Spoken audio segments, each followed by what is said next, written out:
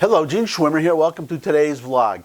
Today I'm going to talk about what I usually talk about, which is current events, the news, things that people have said, things that people have done. But today I'm going to do something a little different because, well, that's what I try to do. I try to point out things that people are not talking about. And in this case, it's something that people are not saying and people are not doing. Sometimes what is not said and done is as important as what is said and done.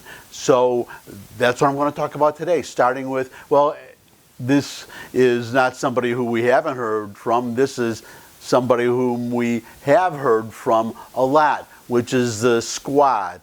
Everybody knows who the Squad is, I assume. The four Democratic, newly elected, far-left representatives in the House who are getting all the news coverage because, well, they talk a lot.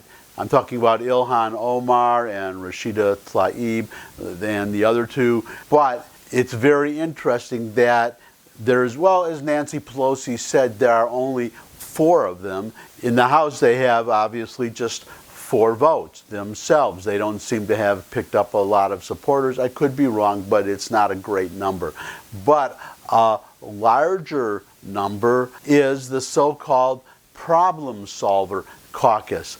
That's 48 moderate Democrats who were elected, many of them in districts that Trump carried in 2016. They ran on a platform of being, well, sensible. That's the word I would use, of being middle of the road, sensible, and most important, willing to work with the president to get things done, to try to, at least try, but hopefully succeed in putting partisanship aside and getting things done. Now, the reason I mention them is, well, the obvious question, where are they? You hear about these 4 loudmouth, very vocal, far-left representatives all the time, it seems. They're constantly in the news, and they're also in the news about not just what they say, but also meetings with Nancy Pelosi and the ideological dispute between Nancy Pelosi on one hand and this Squad on the other.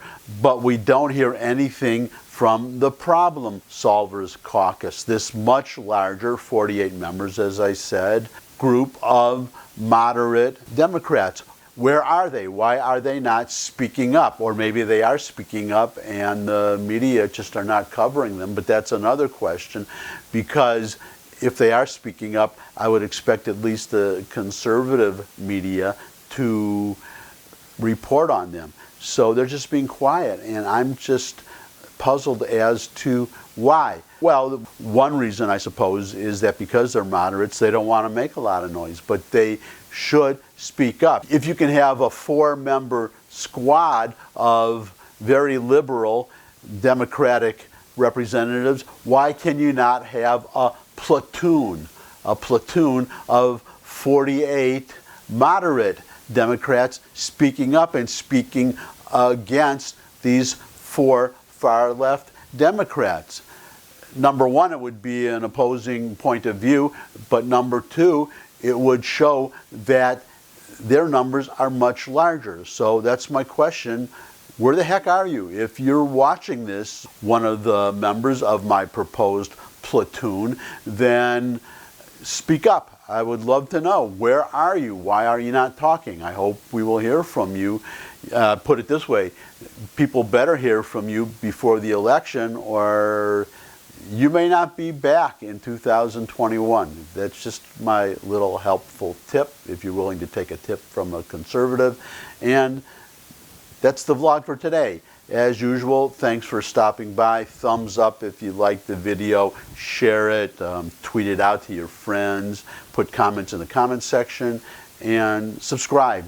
You can try to do all those simultaneously, but you can do it serially too, one after the other, and you could get them all done in one evening. So that's it. Thanks for stopping by. See you again soon. Bye.